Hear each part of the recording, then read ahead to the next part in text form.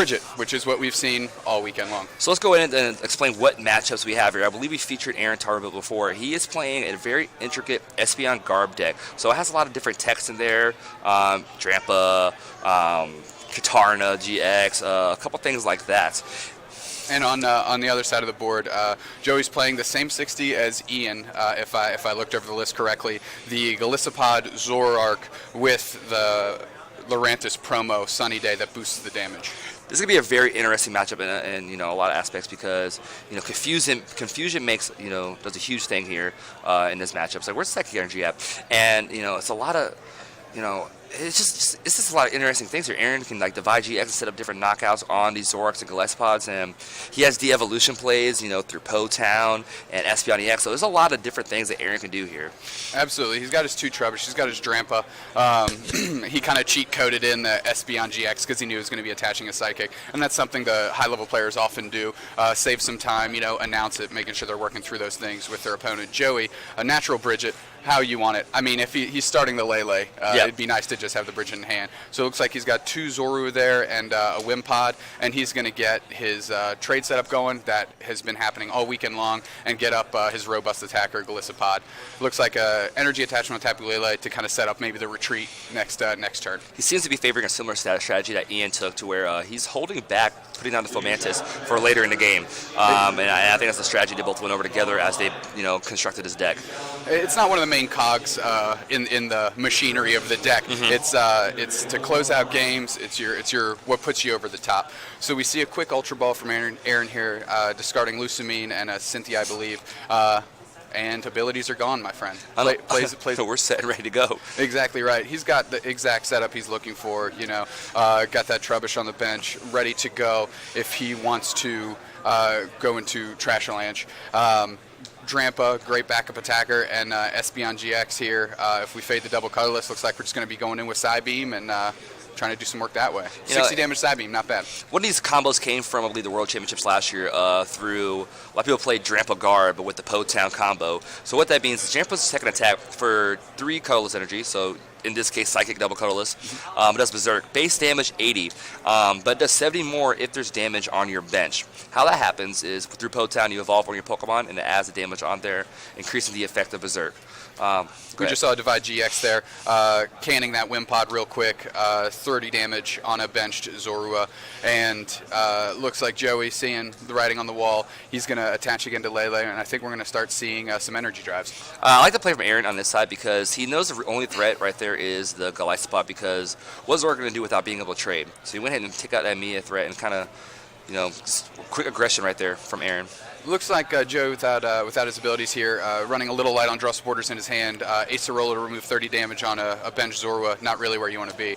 Aaron, his deck, firing on all cylinders right now, Jeff. Yep, set up really strong here. And he's kind of just, he's going to hang out here and just keep attaching energy and go with the flow right now, because unless, Joey were to find a field blower here, which he does play 3 count, so not much setting up is going to happen on his side. So we see Aaron looks like he's going to do a little retreating action into Drampa, and we're going to start seeing a Righteous Edge. He's conserving the Espeon right now for later on, and I like to play a lot. You're going to need Espeon for the confusion and the Psychic play. Psychic, a very dangerous attack, punishing your opponent if you overload that energy. Yep, and right now, because Joey was kind of priced into setting up a Tapu Lele to start attacking, that means that energy's stacking up because Tapu Lele's energy drive relies on that energy. So that's a little bit of a rough Sycamore there. We do see 2 Guzma go to the discard, and we got to, you almost want to hold resources in these kind of matchups, and unfortunately 2 already go to the discard pile for Joe here. Luckily, he does have the 4 Puzzle at a time, which is kind of classic in these Golisopod Zoroark decks, but he is just down to 1 Guzma in deck, and when you have abilities locked and things of that nature, it might be tough to find that one.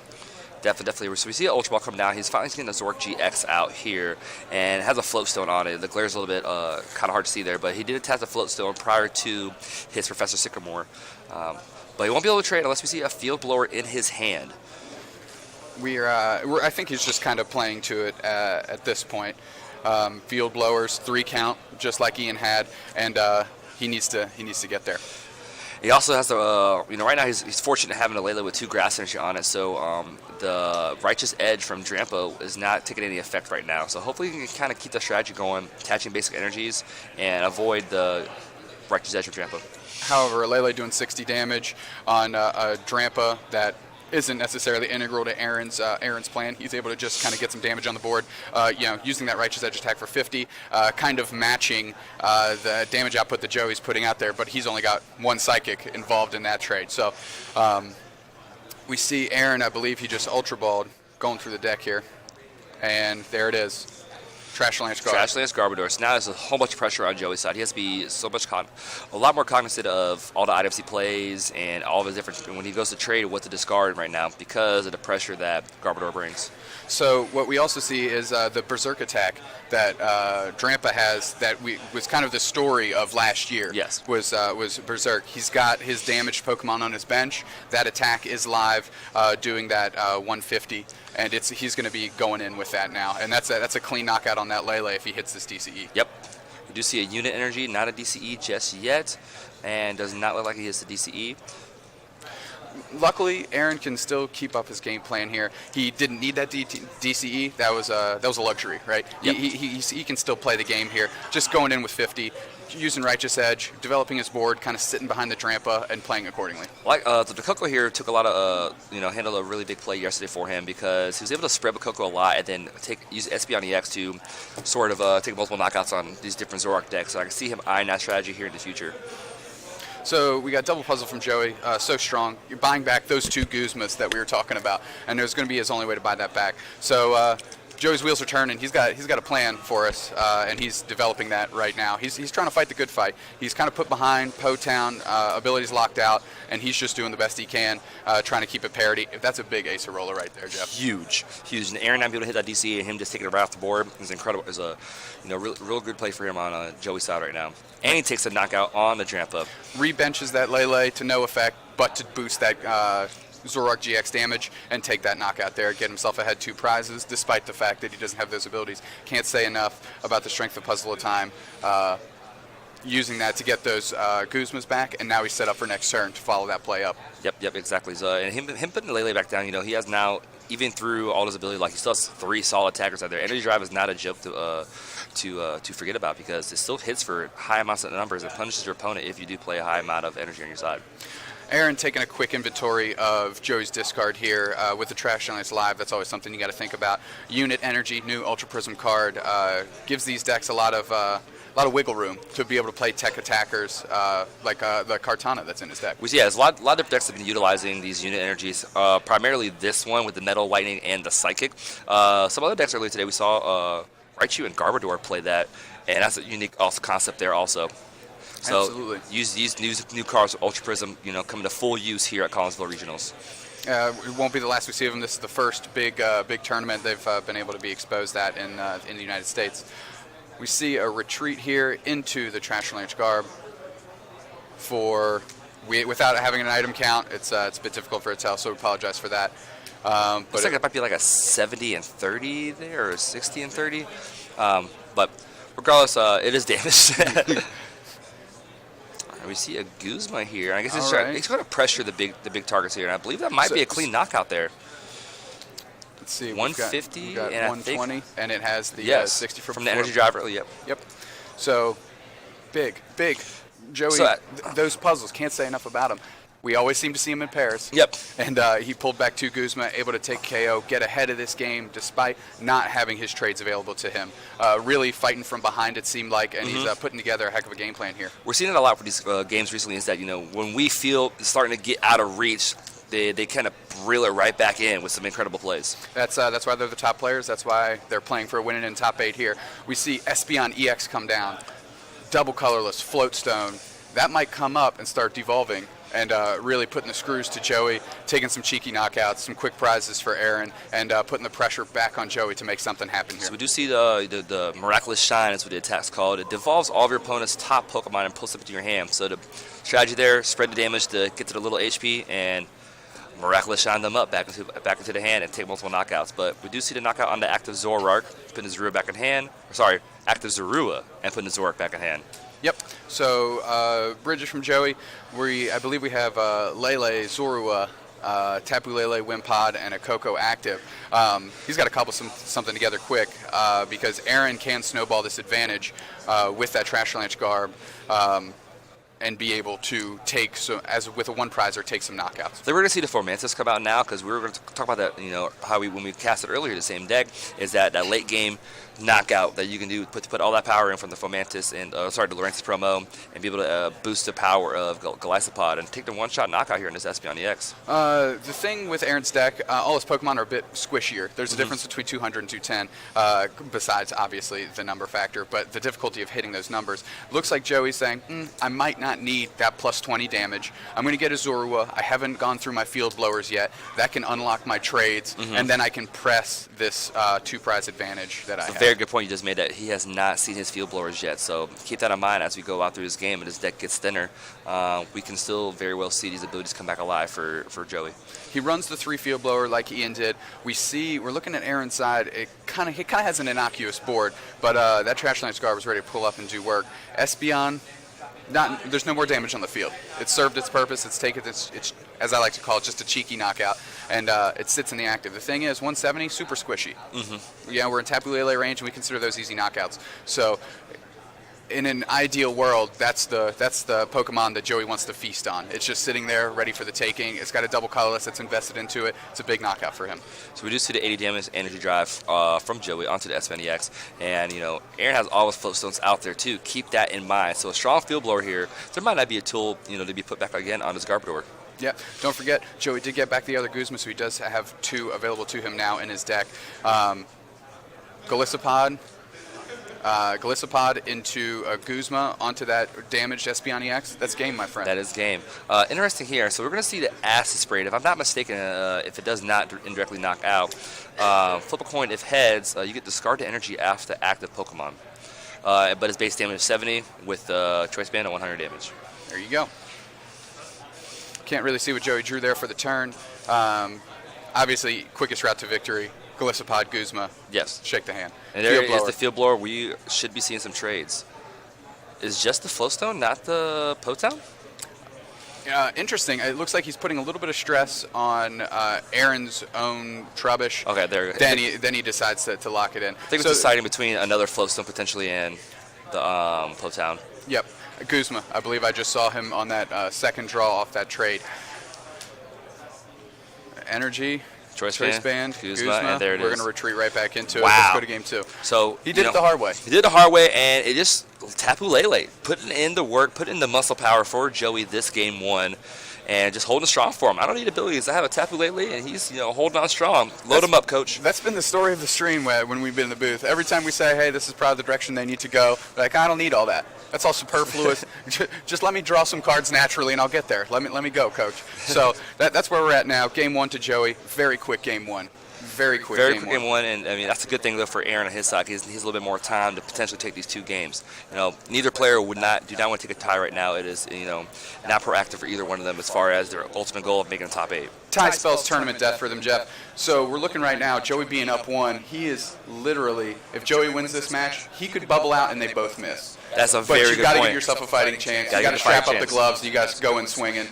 Aaron reeling right now. He needs to win 2 quick games, lock himself up for another top 8. A very well-decorated player. And he's very well aware of how much he has to win these 2 games in the amount of time that he has. So he was quick shuffled, set up, and he's not even cutting his opponent's deck. He's ready to get the ball rolling and get this game 2 underway. Kind of have the luxury of maybe not cutting your opponent's deck when you're on stream. Everybody's under the lights, under the camera. No shenanigans here. Let's just tap those decks. Let's play some Pokemon. Shaking the hand, here we go. Natural Bridget. Just like you want it. Is he? It was already put down. The finger was taken. I'm curious if they're going to... Okay. All right. So that's an awkward ruling there. We can discuss that another time. But he looks like he's going for the easy Bridget right out the hand. And we're going to see 2 Trubbish and possibly an Eevee come down. I'd like to see an Eevee have him get that set up. I can see getting set up is big wheel GX play for the next turn. That's one of the big merits of Drampa Garb is being able to use that big wheel attack. While yes, it is an end just away, but that end isn't there, and people want to play Cynthia over that, you can get to 10 cards and really get set up for your game. Exactly right. It's punishing the lower end counts that we've been seeing with these new Ultra Prism decks using that new card Cynthia. Very curious. Didn't get that Eevee to start getting ready for that Espeon GX, which is kind of the namesake of this deck. So Aaron's got a strategy in mind. He's going to employ it here, and I believe it begins with Big Wheel GX on his following turn. I think we're going to see a Big Wheel GX or a Floatstone to set up some Tapu Koko spreads. So if there isn't any immediate threat on Joey's side as far as, an attacker that can pop up right now, you can see some Koko spreads here and set up for some Espeon GX plays later on. Exactly right. Damage output on Joey's board. Sometimes, it's very important how much bench Pokemon he has. If he doesn't necessarily get that Bridget to start cranking up the the Zoroark GX damage, and he can get 1-2 flying flips in, that sets up that big Espeon GX divide attack, and that is so many potential knockouts looming on the board once Espeon EX comes into play. It's a nice combo when you have Tapu Koko and Po-Town. And Joey does not have any stadiums in his deck, so it's just either Field Blower or you have to accept Po-Town. Exactly right, and it hurts Joey a heck of a lot more than it hurts Aaron. Aaron actually gets to leverage the advantage of the Po-Town because of the Berserk attack on Drampa GX. Not just that, he also has the advantage of being able to just energy evolve and not get any damage on his Espeon when he wants to evolve it. That's correct. So we see Garbotoxin. Hey, no trouble finding him today. He is finding them all over the place right now, and here we see a Trasherlanche Garb, Sycamore. Okay, Sycamore's at the bottom of that. Sycamore, Rescue Stretcher, Lele, Guzma gone, Fresh 7. And I don't know what the 7th card that he just drew was. Curious if he's going to, what we'll see here is maybe even Espeon come to bench and Energy Evolve, then a huge Big Wheel GX. But we won't see an Energy Evolution now. Garbotoxin is in effect. Aaron hitting that, activating Garbotoxin on that Garbodor with a little Wingardium Leviosa action there. That Floatstone, lifting him off the ground, keeping him light on his feet. Abilities locked down. If I'm not mistaken, I'm pretty sure it's Leviosa, not Leviosa. So we do see a Big Wheel GX as we called the previous turn. And, yep, I'm sure we'll see an end here on Joey's side. If not, Aaron could have everything he needs his next draw. Counting out 10 cards feels good. Very good. He's not even looking at it. He's scared. He already knows there's a potential end coming. And there is a Field Blower, one of the 3 that he has in his deck. We're going to see a bunch of trades. And he Kukui, so we will not see an end on Joey's side. Draws it on the first trade. So it's going to hit right now for 140 damage because of the Kukui. If he had Devoured Field or Reverse Valley, he could knock out this Drampa right now with a Choice Band, but he does not have that in his list. No, he preferred, I'll just stay away from the stadiums, play that 3rd Field Blower, and we will get in there and just lay in some hits. All right, so we do see the damage get put on Drampa. Garbodor takes to the skies again, locking out abilities. Between 4 Flowstone and 4 Choice Band, I'm sure he's going to find plenty of tools for these matchups. That's true. Once the Garbotoxin's in play, it's not too tough for him to get it. Po-Town comes right back. Lucamine, such a strong card, really proved its mettle in Expanded. Mm-hmm. But here we see it in Standard. Aaron putting it to good use. It's a very interesting tech that I see in this list. I like the merit of being able to bring back your Po-Town. Just keep shuffling them back in, bring it right back to your hand. And Po-Town being a very successful strategy for Aaron in his Espeon Garb deck. We see Aaron lining up an Ultra Ball here. Po-Town, Cynthia gone, searching through his deck. That's kind of interesting. He kind of used Lucamine to bring the Po-Town. I kind of use the Po-Town kind of like the propagation egg from Expanded, essentially, to bring it back in and just to discard it right back. Power level's a little different in Standard. We had to tune that back. We have to work with what we got. Exactly right. Searching through his deck, curious to see what he finds. Trubbish, I guess it's number 3. Number 3. Pre-evolved Garbodor we've got on the board here. Aaron is lining up his strategy. He's got a great draw supporter for the next turn if he needs it. Unit Energy coming in. He's using the strategy of wanting to go the Trasherlanches and forcing Joey to have to draw with different cards. Yep. You do not trade the items, but kind of get what you can. Using Righteous Edge there to control the special energies on this Joey's side of the board. Getting rid of that. That just means with abilities locked out, that is more pressure on this end to find Joey the things he needs. Definitely. With that damage on the Drampa, we could see potentially Flowstone and Goliath Spot to come up and knock out, which would be a really good play for Joey. But if there is not a knockout here, I think Aaron's in a great spot. No abilities. You just knocked out the last energy. He's already attached the grass to the bench, Goliath Spot. So interesting what we may see here. We see, I think I saw Zoroark GX in there, kind of drew him pretty quick on us. Looks like on the bench right now. A pass. He did not hit a way to get that Zoroark out of the active, which puts Aaron into an interesting spot here. Just want to clarify what's on the bench on Joey's house, because we have a minute to keep up with it.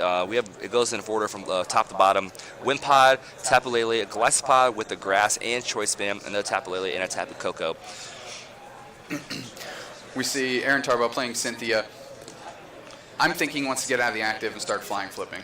I think that's the ultimate guard. Now, you saw that he didn't get much going off his draw. You want to retreat. You want to get the Tapu Koko out there and do what you need to do. Spread the damage and get ready for Espeon EX. Righteous Edge has served his purpose. I mean, if he has to hit into the Zoroark GX, he's theoretically still setting up that late game Espeon EX play. But that's kind of the inefficient way of doing it. And there's an Acerola. Acerola, just in time, picks it up, makes it clean, and guess who's coming up to fight? That big bug Pokemon. I guess that was a Zorua after the Wimpod. I do apologize for that. Because I assumed there wasn't after he didn't evolve it from his hand earlier. But I guess he's hoping maybe for a Field Blower to get rid of the Potown there. But there it is. First impression, knockout on the Drampa. 4 to 6 game prize lead right now.